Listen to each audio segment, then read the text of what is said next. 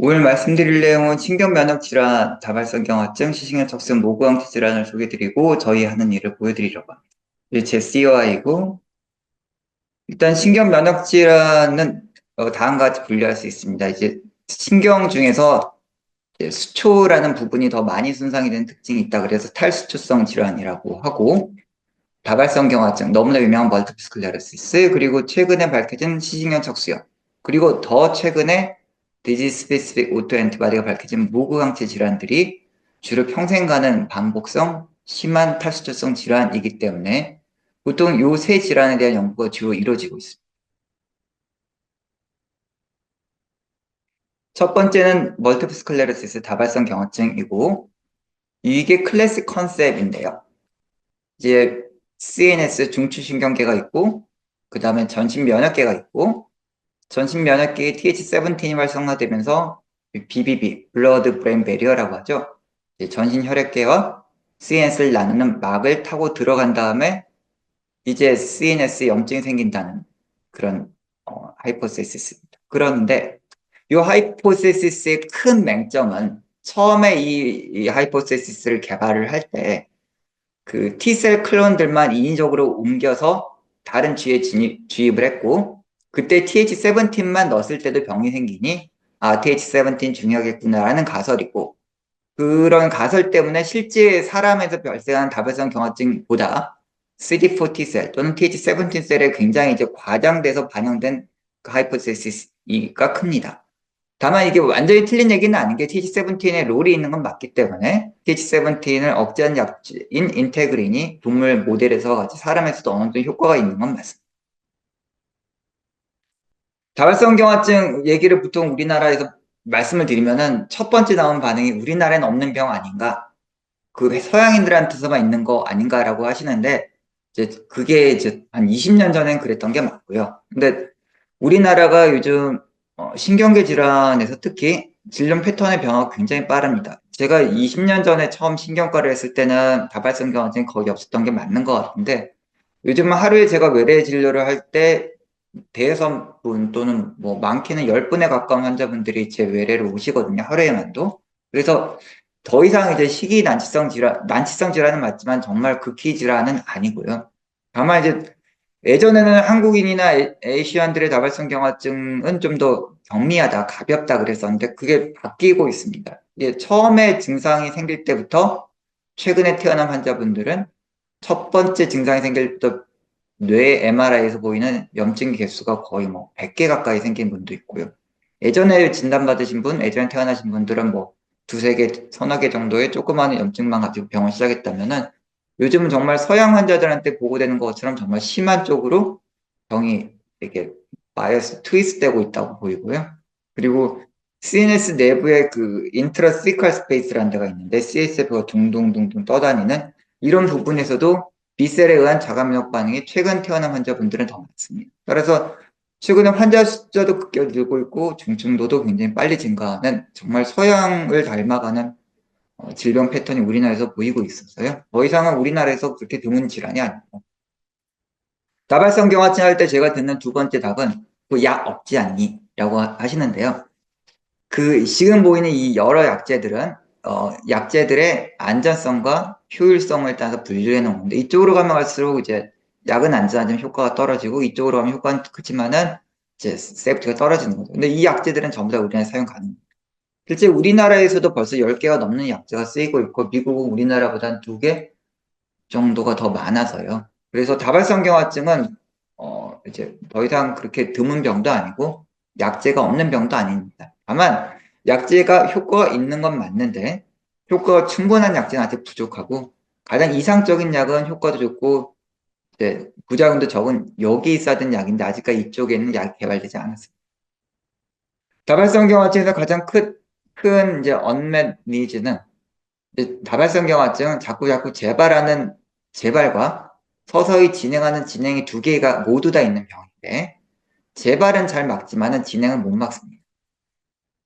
다발성 경화증의 내추럴 히스토리를 보면은 병이 생긴 다음에 오래 지날수록 자연스럽게 재발률은 떨어지거든요. 그래서 병이 생긴 다음에 10년, 20년 지나면 환자분들은 재발을 잘 안 합니다.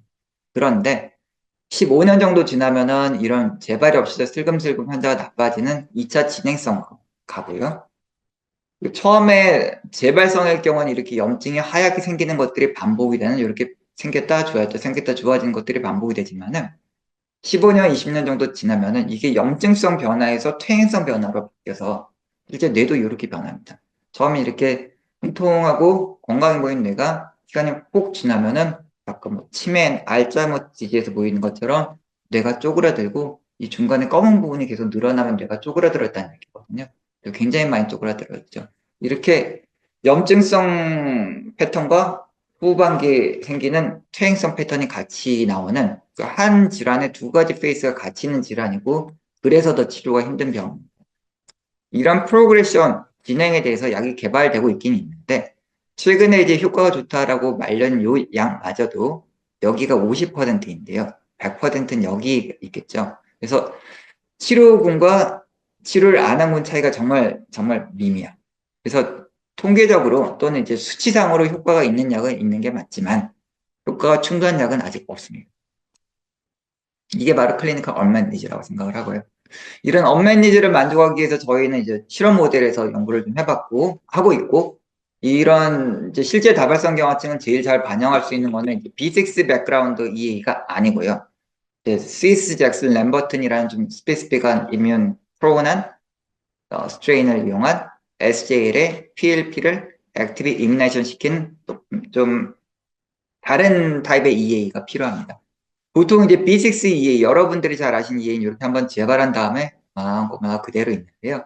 이 SGLT-PLP EA는 재발한 다음에 다시 재발하고 슬근슬근 나빠지는 경향도 있어서 형태학적으로 그리고 경과적으로 다발성 경화증 환자와 가장 유사한 EA 또는 동물 모델이라고 저는 생각을 합니다. 그리고 다발성 경화증 환자들의 뇌 옆에 최근에 그 액토필 림포이드 폴리클 또는 이제 3차 림프 구조라고 부르시는 분들도 계시던데, 이런 그 림프 노드와 같은 B셀 폴리클들이 새로 발생하는 게 밝혀졌고, 이 B셀 폴리클 옆에 있는 신경들이 주로 빨리 퇴화되고, 이런 것들이 많으면 많을수록 아까 보여드린 프로그레션이 더 잘 되기 때문에 요런 액토필 림포이드 폴리클들이 CNS 내부에 발생하는 것들이 프로그레션과 연관이 있다라는 거는 너무나 잘 알려진 학설인데, 아직까지 왜 연관이 있는지, 어떤 기전을 나쁘게 하는지, 그리고 이 B셀 폴리클들은 과연 터셜 림포이드 올간이 맞는지에 대한 답은 아직 없습니다.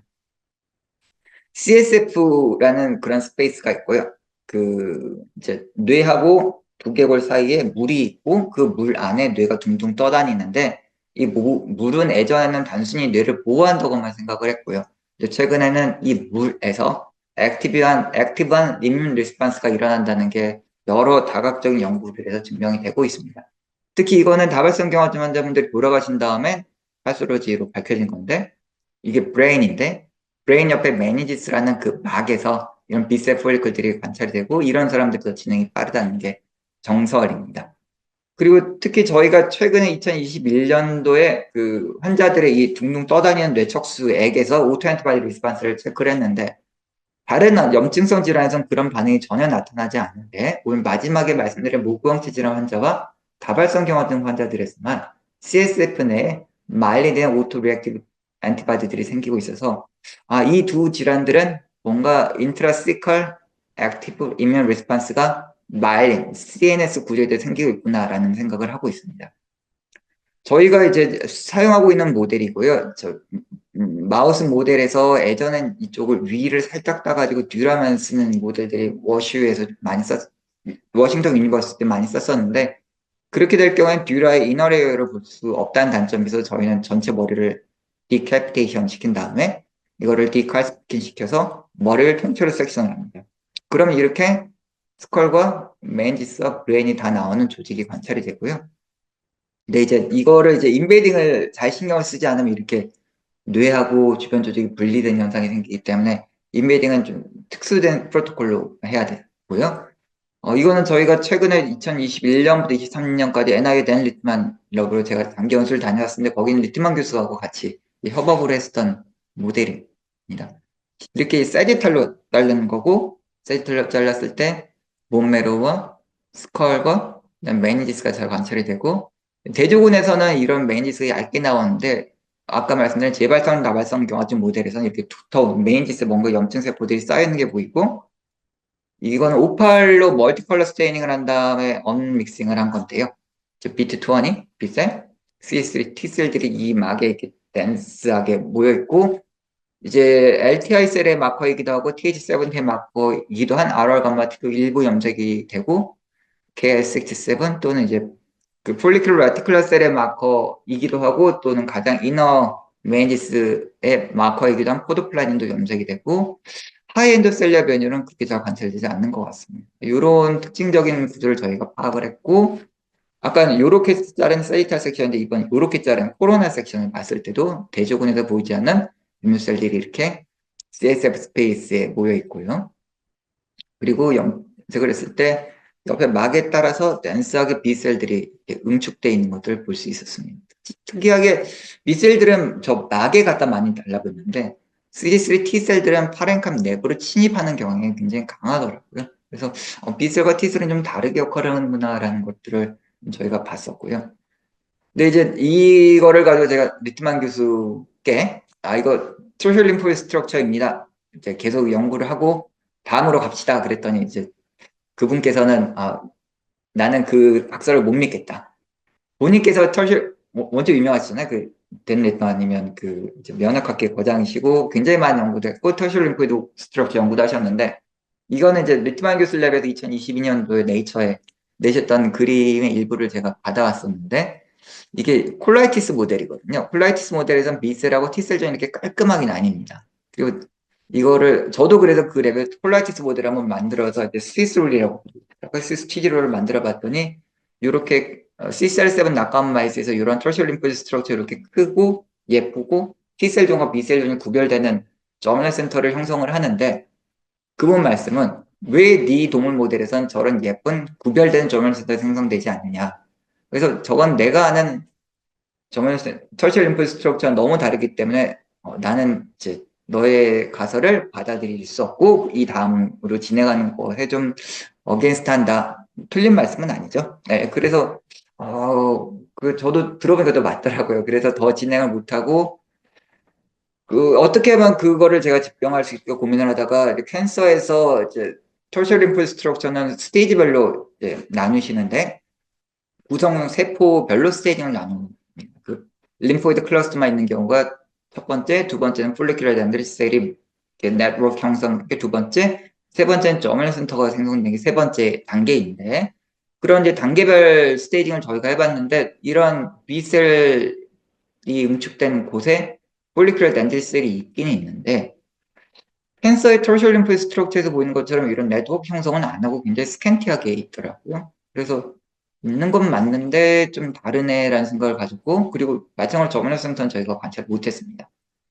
예, 전 여기까지 하고 이제 작년에 귀국을 하게 됐었었는데 그 뒤로 저희가 더 이제 고민도 해보고 문헌도 고찰해봤더니 Fat Associated Lymphoid Cluster라는 게 있는데 이거는 이제 지방이 많은 곳 옆에 특히 이제 오멘텀이라든지 배 안에 막이 있거든요. 이 막 옆에 있는 면역 기전에 관여하는 액토피 림포이드 폴리클의 일종인데 이게 CNS에 보이는 기존의 터셜 림포이드 스트럭처라고 불렸던 그 구조랑 너무 똑같은 거예요. 모폴로지도 이런 저널 센터가 없고 그다음에 림프톡신도 관여를 안 하고 LTI 셀도 잘 안 보이고 그리고 RC2가 많이 관여됐다고 하고 특히 무엇보다 저널 센터가 잘 안 보이는 게 이것의 특징입니다. 그리고 폴리클러 낸데치 셀도 이 구조에서는 굉장히 스팔스하게 나타나서 다른 거죠. 그래서 혹시 이거 페더스 림포이드 폴리클러스트일까 해서 RC2 염색을 서울대의대 김용 교수님께 조언을 받아서 저희가 해봤는데 실제로 RC2로 보이는 CD3 네거티브,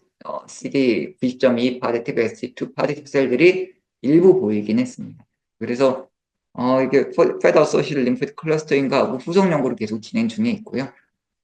그리고 저희가 MS에서 하고 있는 또 다른 연구는 이제 카이스트 박종 교수님 연구팀이랑 있고 환자들의 뇌척수액에서 인민셀들을 모은 다음에 이걸 싱글셀 지노믹스로 돌린 다음에 다발성 경화증에서 이제 CSF 스페이스 내에서 AXL 시글레식 파더티브인 트랜지셔널 디스라고 부르는 AXL 시글레 렌드리셀이라고도 부르시는 ASDC라고 부르시는 이런 새로운 타입의 디스가 있는 걸 확인해서 최근에 리포트한 적이 있고요.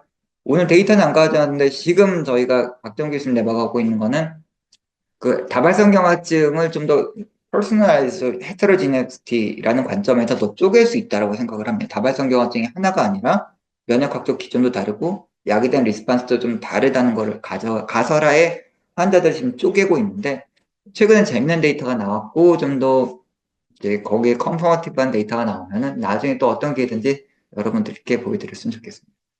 이 다발성경화증 관련해 저희가 하고 있는 내용이고 두 번째는 뉴로마이스 옵티카입니다. 아쿠아포린4 엔티바디가 생겨서 생기는 병이고 다발성경화증은 굉장히 비슷한데 이름이 시신경 척수형입니다. 이제 중추신경계 중에서 시신경과 척수에 훨씬 더 심합니다. 다발성경화증 염증이 이렇게 찔끔찔끔 생기는 이건 한 번 생기면 쫙 생기고 심지어 최악의 경우에 병이 한 번만 생겨도 돌아가신 분도 있습니다. 다발성경화증과 똑같이 한 번 걸리면 평생 가는 병이고 재발하고 자가면역이고 또 다발성경화증과 다른 점은 병이 훨씬 더 심합니다. 다발성경화증 보통 2, 3년에 한 번 재발하는데 이건 치료를 하지 않으면 1년에 두세 번 재발하고 그리고 정말 아무 치료도 안 하고 그냥 놔두면은 7년 내에 두 분 중에 한 분 돌아가십니다. 그리고 그동안 이게 왜 생긴지 몰랐다가 2004년도에 디지스 스페시픽 오토 엔티바디, 아쿠아포린4 엔티바디를 미국 메이에서 개발을 했고 이게 사회적으로 굉장히 큰 이슈가 됐었습니다. 새로 병이 발견이 됐으며, 미국에 이제 좀, 캘리포니아의 부호 집안에 따님이 이 질환에 걸려서 병이 좀 심각했거든요. 그래서 LNC에 나와서 인터뷰하는 그런 모습이고, 파운데이션도 설립됐고, 마켓도 굉장히 빨리 커지고 있습니다. 이게 에스닉 베리에이션 굉장히 심한데요. 서양은 거의 이런 신경계 자가면역 질환 환자가 병원에 오면은 당신은 다발성경화증이다라고 그냥 아무 근거 없이 얘기해도 80%는 맞는데 동양은 그렇지 않습니다. 다발성경화증과 시신경 척수염이 거의 비슷한 수준으로 있고 다만 최근에는 다발성경화증이 좀 많아지는 것 같고요. 일부 동남아 국가에서는 오히려 시신경 척수염이 다발성경화증보다 더 많습니다. 우리나라의 환자분들을 저희가 빅데이터 어나리시스 분석을 해본 건데 굉장히 특이한 게 다발성경화증과 시신경 척수염 모두 다 우리나라에 증가하고 있는 건 맞는데 다발성경화증은 굉장히 꾸준하게 증가하고요. 시신경 척수염은 한 해에 환자가 20%씩 증가합니다.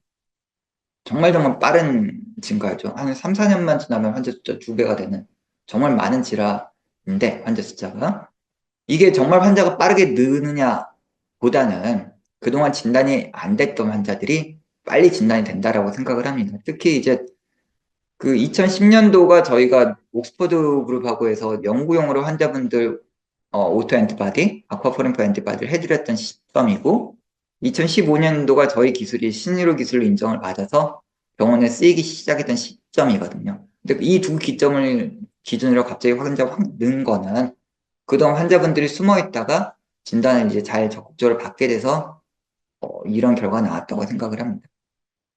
아쿠아포린4는 이제 요런 부분에 분포해 있습니다. 이게 그 약간 망같이 생겼잖아요. 그물같이. 근데 이게 실은 브레인입니다. 브레인을 파렌카임 다 빼버리고 블러드 베슬만 보면 요런 모양으로 생겼고요. 요걸 단면으로 쪼개보면은 요런 모양이에요.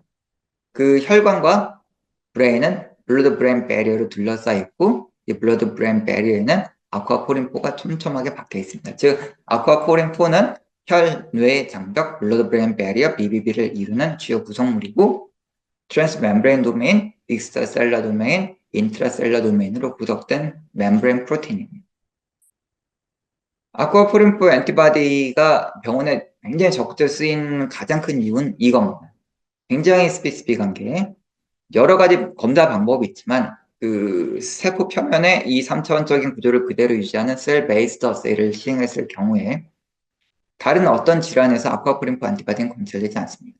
스페시피시티가 100%입니다. 그리고 시행형 척수염 환자 10명 중에 9명이 넘게 이 항체를 갖고 있기 때문에 센서티비티도 좋습니다. 그래서 질병 특이 항체이며 또 이 아쿠아포린4 안티바디를 뇌 동물의 CNS에 찔러넣었을 경우에는 시신경 척수염 환자와 동일한 패스워드를 보여서 시신경 척수염의 질병 특이 항체일 뿐더러 시신경 척수염 유발 항체이기도 합니다. 인류에서 처음 발견된 신경계 자가면역 질환의 항체라고 하더라고요. 그럼 이렇게 질병의 특이적인 상처가 있으면 이걸 이용해서 진단을 해도 훨씬 더 좋을 겁니다. 예전에는 병원에서 환자분들을 진단을 할 때 경험이 많은 의사 선생님들께서 내 경험에 따르면 이 환자는 이렇게 진단을 해야 돼라고 지시한 진단 기준들이 많이 쓰였는데, 근데 요 진단 기준에 따르면은 환자분들이 확진이 될 때까지 첫 증상이 생기고 나서 40개월이 걸렸습니다. 이건 저희 데이터고요. 이런 비슷한 얘기를 일본에서도 하고, 이렇게 질병 특이적인 바이오마커가 있으면 굳이 의사의 경험에 의지하지 않아도 되지 않느냐 해서 최근에는 이런 면역학적 Serological Diagnosis가 좀 더 각광을 받고 있고, 개정된 진단 기준에도 다발성 경화증 증상이 완전히 똑같지 않아, 시신경 척수염 증상과 완전히 똑같지 않더라도 유사 증상이 하나만 있고 이 항체 양성이면은 바로 40개월 기다리지 않고 일주일 또는 며칠만 지나야 될 수 있도록 진단 기준도 바뀌었습니다. 이거는 저희가 쓰고 있는 방법이고요. 글라이알 셀에 아쿠아포린4를 인위적으로 트랜스펙션 시켜서 멤브레인 프로테인을 발현하게 한 다음에 이거를 이제 그대로 키워서 3차원적인 구조를 유지하고 환자들의 IgG를 반응시킵니다. 요거는 제 피를 반응시켰을 땐 이런 모양이고요. 이게 이제 IgG가 반응한 반응에서 오른쪽으로 가고 아쿠아포린4가 발현이 많이 되면 마이너스 위로 가는, 이제 low positive, high positive, strong high positive로 갈수록 이렇게 오른쪽으로 셀과 블럿이 옮기는 걸 보실 수 있고요. 이게 이제 우리나라에서 상용화가 될 때까지는 이제 어세이 키트를 썼거든요. 근데 어세이 키트는 이제 사용되는 엔티젠 아이소톤도 약간 다르고, 그다음에 세포 구조를 이제 그대로 유지하지 못한 채로 퍼메빌라이제이션과 픽세이션 시키기 때문에 멤브레인 프로틴의 구조가 살짝 바뀝니다. 그래서 이제 이런 커머셜한 엔티바디 어세이는 약간 센시티비티가 떨어지는데, 이런 라이브 셀 어세이에서는 센시티비티가 훨씬 더 좋았고, 그리고 저희 검사 방법과 리딩 그룹이었던 옥스퍼드 그룹의 검사 방법의 일치율도 굉장히 높아서 저희가 이제 이거는 신의료 기술을 받고 국내에서 허가를 받은 이후 병원과 이제 검사실에서 환자분들의 실제 진단을 위해서 상용화돼서 많이 쓰이고 있습니다. 지금 NMOH 시신경 척수염의 치료제도 개발이 됐고, 컴플리먼트 이니비션하는 C5 이니비터, 그 다음 B셀을 몸에서 완전히 없애주는 anti-CD19, 그 다음에 TH17과 플라스마 셀을 억제하는 anti-IL6 리셉터들이 있는데 모두 FDA 승인을 받았지만 가장 큰 문제는 이겁니다. 비쌉니다. 여기 써져 있는 금액, 이게 70만 불인데 이게 환자 한 명당 1년 쓰는 비용이거든요. 근데 이 병은 평생 가기 때문에 환자 한 분은 이 약으로 계속 치료를 받으려면 매년 70만 불, 우리나라 돈으로 거의 10억 가까이 되네요. 매년 10억 원을 평생 써야 됩니다. 현실적으로 굉장히 문제가 있죠. 그리고 의혹보다 싼 약도 1년에 40만 불, 제일 싼 약이 1년에 22만 불이라서 이런 가격 책정을 할 수밖에 없는 이유도 분명히 있겠다고 생각을 하지만, 실제적으로 환자분들이 이걸로 치료받는데 큰 방해물을 작용하고 있는 건 맞고, 또 한 가지 이런 치료제, 특히 아까 보여드렸던 anti-CD19과 같은 B셀 타겟 트리트먼트의 가장 큰 맹점은 신경 면역 질환 환자 중에서 B셀 때문에 생기는 병은 자가면역 B세포와 정상 B세포가 다 있을 텐데 이걸 그냥 구별 안 하고 다 죽여요. 그냥 약간 뭐 난도질이라고 해야 되나요? 눈 감고 총 쏜 것처럼 그냥 아군도 적군도 다 죽이는 거죠. 그래서 결국은 이제 감염 위에 대해 굉장히 취약해지고, 실제로 예전에 팬데믹, 그리고 얼마 전에 있었던 팬데믹에 이 B셀 타겟 트리트먼트를 쓰시던 분이 꽤 많이 돌아가셨습니다. 그것도 데이터로 증명이 돼 있고요. 실제 이 약을 쓰면 병은 좋아질 수 있지만은 코로나 때 사망도 많이 하셨고 중환자실도 많이 가셨던 데이터는 이미 잘 알려져 있습니다. 또 하나는 이렇게 non-specific하게 또는 less specific하게 비스를 죽이다 보니까 완전히 죽일 수는 없어서 일부 제한된 효용도 있겠죠. 그리고 또 모노클로널 안티바디는 몰레큘러 웨이트이 커서 이제 본메로우라든지 CNS로 잘 안 들어가거든요. 그런 한계점도 분명히 있을 겁니다. 그래서 만약에 이런 자가 면역 질병 유발 비세포만 딱 셀렉티브하게 죽일 수 있다면은 완벽한 건강 정상 면역 상태로 재생시킬 수 있을 텐데요. 이런 것들에 대한 목적으로 저희가 보건산업진흥원 연구를 카이스트 박정훈 교수님하고 같이 했었고요. 하이포세시스는 이렇습니다. 보통 이제 그 엔티바디 시퀀싱을 할 때는 기존에 벌크식을 하셨거든요. 헤비체인과 라이트체인을 따로 한 다음에 나중에 이 조합을 찾는 건데, 물론 장점도 있고 단점도 다 있지만은 단점 중에 하나는 요걸 발현한 B세포가 뭔지, 어떤 B세포가 요걸 만든지를 모르고 이 페어링을 나중에 하다 보니까 정확한 항체 시퀀스를 알기가 약간 어렵다, 불가능한 건 아닙니다만은 중간에 스텝이 하나 더 들어가는 단점이 있어요. 또 하나는 이제 보통은 혈액에서 많이 하는데 이런 시퀀싱들을 정말 패스전이간 B셀이 CNS를 타겟으로 한다면 이 CNS 옆을 따고 도는 오늘 여러 번 말씀드리는 뇌척수액을 뽑아서 실제로 환자분들 진단할 때 제가 많이 뽑거든요. 저 랭킹도 잘 돼 있고 여기서 시퀀싱을 하게 되면 정말 패스제닉은 B셀을 얻을 확률이 높지 않을까 해서 CSF의 B셀을 환자분들 병이 나빠졌을 때 뽑아서 그걸로 여기 셀에 그대로 붙은 상태인 싱글셀 RNA 시퀀스를 통해서 5' BCL 분석을 했습니다. 장점은 이게 해칭을 라이트체인이 페어가 된 상태로 저희가 정보를 얻을 수 있고 또 하나는 요 시퀀스 구조도 알 수 있지만은 어떤 세포가 요걸 만드는지를 알 수 있어서 아하 요걸 만든 세포는 어떤 세포이고 그럼 어떤 세포를 잡으면 되겠다라는 정보도 알 수 있다는 거죠.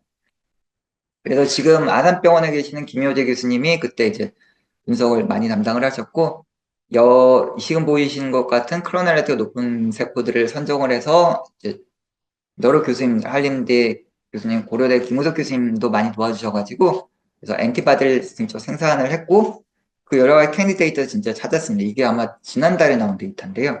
오른쪽으로 가면 갈수록 엔티바디 엔진 반응이 많고, 위로 가면 아쿠아포린포가 많이 발현은 요게, 여기서 찾은 저희가 만든 리커미넌트 오토 엔티바디를 저희가 찾았습니다. 그래서 앞으로 이 부분의 연구가 더 진행이 될 수 있을 거라고 생각을 하고 굉장히 공모적으로 후속 연구를 준비를 하고 있는 상태입니다.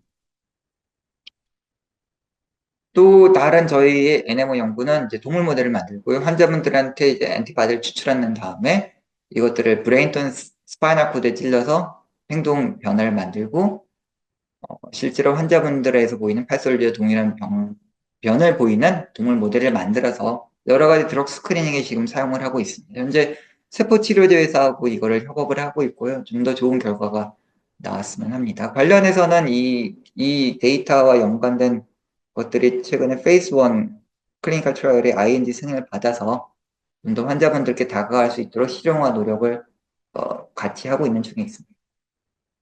마지막 말씀드리고 내용 그리고 이제 한비싸 강의 요청을 받은 질환이 이건데요. 모브 엔티바디 질환입니다. 예전에 2014년도에 저희 환자분들에서 오토 엔티바디 어세를 했는데 아쿠아포린포가 양성이거나 MS인 환자 말고도 일부 환자분들은 이것들도 아쿠아포린포 엔티바디도 없고 MS도 아닌데 자꾸 재발하시더라고요. 이런 환자분들은 어떤 분일까라고 했었고 그때 이제 연구가 막 되기 시작한 게 머그, 마일린 올리고데ን드로사이트 글라이코프로틴에 대한 자가면역 항체입니다. 이것도 역시 멤브레인 프로틴이고 아쿠아포린4와 달리 이 머그는 CNS에만 익스클루시브하게 존재하는 마일린의 프로틴입니다. IgG 슈퍼패밀리의 일종이기도 하고요. 이 연구는 오래전부터 굉장히 각광을 받았고 관심을 모았던 게 CNS에 대한 엔티바디이잖아요. 그래서 이걸 가지고 있으면 어떤 특징적인 질환 패턴을 가질 것이다 라는 가설하에 그때 이제 굉장히 그 의학에서는 가장 임팩트가 높은 저널에 여기에 대한 항체가 있는 환자들은 다발성 경화증으로 갈 가능성이 높겠다라고 했었는데 동일한 저널에 4년 뒤에 아니다. 그런 관련성이 없다라는 이제 부정되는 결과가 실렸습니다. 그래서 이 2007년 이후에 이 관련된 연구가 더 진행하지 못했었는데 가장 큰 이유는 아까 제가 이제 멤브레인 프로틴의 3차원적 구조에 대해서 여러 말씀을 드렸는데 무구도 이렇게 멤브레인 프로틴이고 익스트라셀룰라, 인트라셀룰라, 트랜스멤브레인 도메인이 다 있거든요.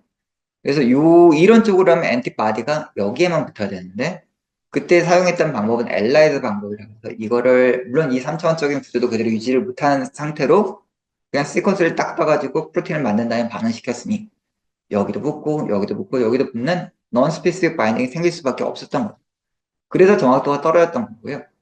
옥스퍼드 그룹에서 이때 2000년도 초반에 라이브셀을 이용을 해서 3차원적인 구조 유지한 상태로 라이브셀 어세이를 하는 방법을 개발을 했고 그때는 저희가 협업으로 저희 환자분들의 샘플들을 옥스퍼드에서 분석을 부탁을 했었습니다. 그랬더니 아쿠아포린포 파제티브 그룹, MS 그룹과 확연하게 구별되는 모어 엔티바디 그룹이 있었고요.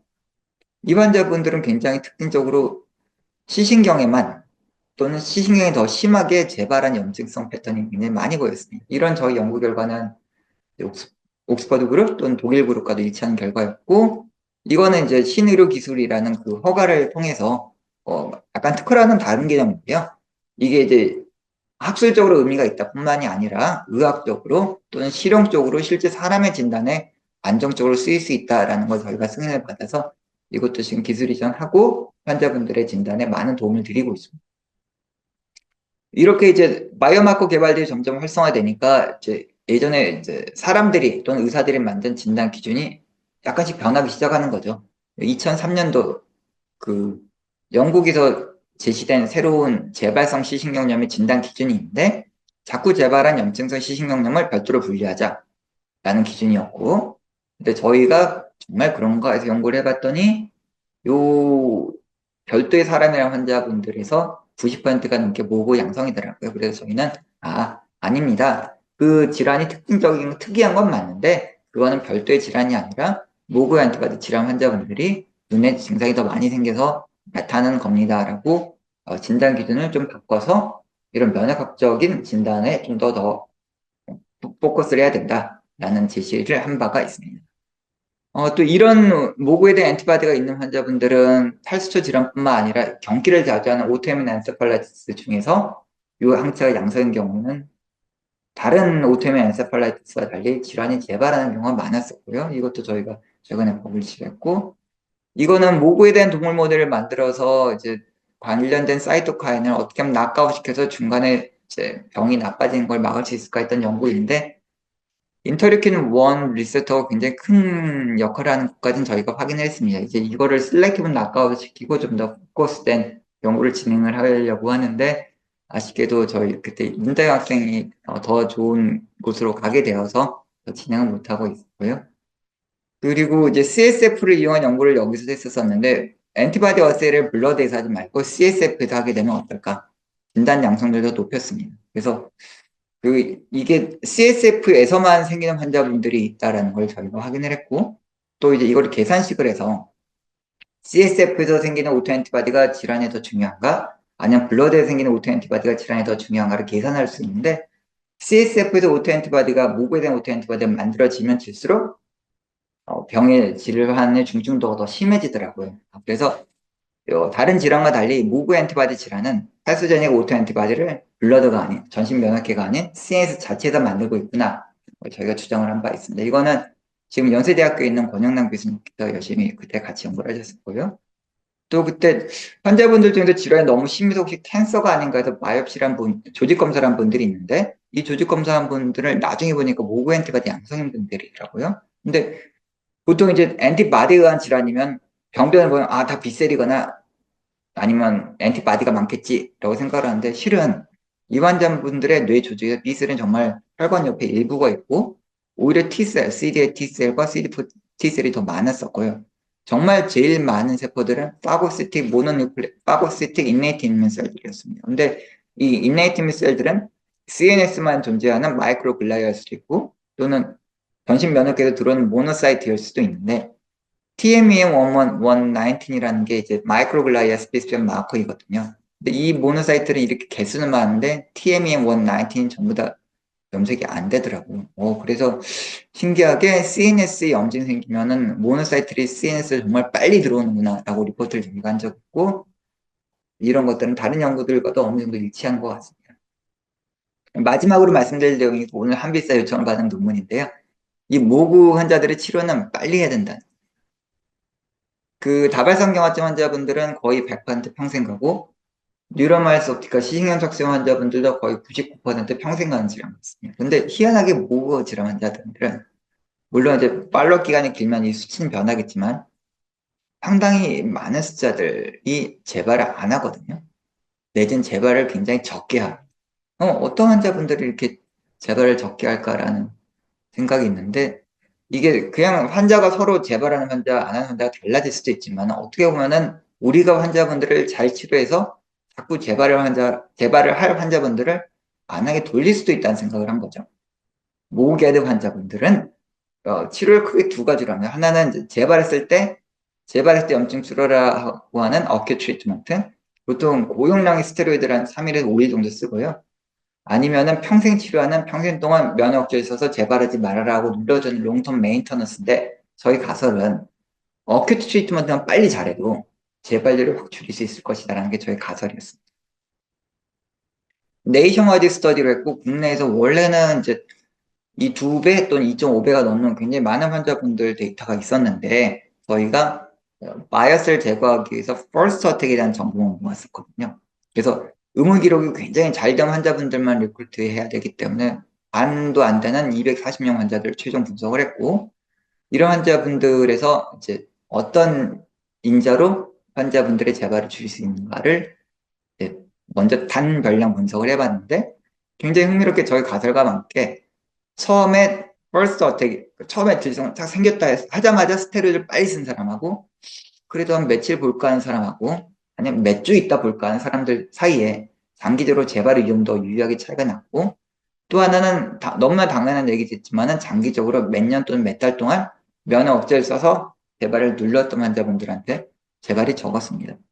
근데 이게 서로 영향을 미치는지 컨파운딩 팩터를 작용한 데를 보려면은 통계학적인 기법으로 멀티베리어블 어널리시스를 하면 되는데 이런 것들 해봤더니 이 두 가지 변수가 둘 다 독립적으로 의미가 있게 나오더라고요. 그래서 처음에 어택이 있었을 때 염증이 생겼을 때 그것만 빨리 눌러줘도 그러니까 이런 거죠. 약간 불이 났을 때 처음에는 조금만 소화기로 끄면 잘 꺼지는데 나중에 시간이 지나면은 소방차가 와야 되는 것 같은 그런 현상인 겁니다. 그래도 또 이제 여기 이의를 제기하시는 분 있겠죠? 아무리 멀티 베리어블 어널리시스를 하더라도 어느 정도의 데이터 컨테미네이션 또는 컴파운딩 이펙트는 완벽하게 배제할 수 없다. 혹시 빨리 치료한 사람들은 면역 억제도 많이 써도 그런 거 아니냐라고 하신다면은 뭐 일단은 멀티 베리어블로 그게 아닌다라는 디펜스가 첫 번째고 두 번째는 그러면 아예 환자분들 중에서 장기적인 면역 억제를 안 쓴 서브그룹만 따로 분석을 한번 해보겠습니다. 해서 또 서브그룹을 했더니 역시 유의하게 빨리 숏텀 스테로이드 트리트먼트를 시작한 분에서 장기적인 재발률이 떨어집니다. 근데 이제 연구라는 게 항상 크리틱에 대비해야 되는 거라서 또 이런 비판이 있을 수도 있거든요. 재발만 안 하는 거 아니야? 그 면역학적 의미 없는 거 아니야? 그러면 재발과 굉장히 유의한 질병의 존재와 굉장히 연관 있는 바이오마커가 모구 앤티바디인데요. 병이 없어지면 모구 앤티바디도 없어져야 되겠죠.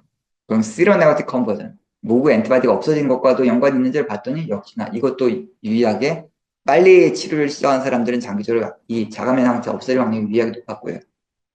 왜 이런 현상이 생기는가에 대해서는 크게 두 가지 가설이 가능하다고 생각을 합니다. 하나는 이제 B셀들이 점점 발달하고 머초되고 메모리를 가지는 과정에서 어큐트 스테로이드가 블락을 했거나 아니면은 처음에 마일린에서 염증이 생기고 그럼 결국 마일린 파괴될 거고 전신 면역계가 평생 만날 일이 없는 마일린이 깨지면서 데브리들이 퍼져서 이런 면역 세포들과 만날 겁니다. 그러면 점점 더 에피토 스프레이 되거나 아니면 엔티젠으로서의 레코그네이션 될 찬스를 늘려줄 텐데 이런 과정들을 줄여서 그렇게 된 게 아닐까라는 가설을 세우고 있고요. 일단 퍼스트 어택일 때만 빨리 치료해도 정말 며칠 만에 치료로 사람의 평생이 바뀔 수 있다는 거죠. 그리고 이런 것들은 이제 롱텀 프로그노시스와 뿐만이 아니라 면역학적인 변화도 이끌어냈다는 게 저희 논문의 요지였습니다. 네. 마지막 슬라이드고요. 저희 컬래버레이터 세브란스 아산 연세대의 권현남 교수님, 카이스트의 박정 교수님 저희 많이 같이 하고 있고 여러 월슨자 스터디, 그 다음에 세포 치료에 센터 그리고 해외로는 지금 메이오 클리닉하고 옥스퍼드하고 거의 지금 9년 된 것 같습니다. 같이 공동 연구한 지가 같이 친구처럼 잘하고 있고요. 예, 저희 사진 바꿔냈는데 옛날 랩 사진이고요.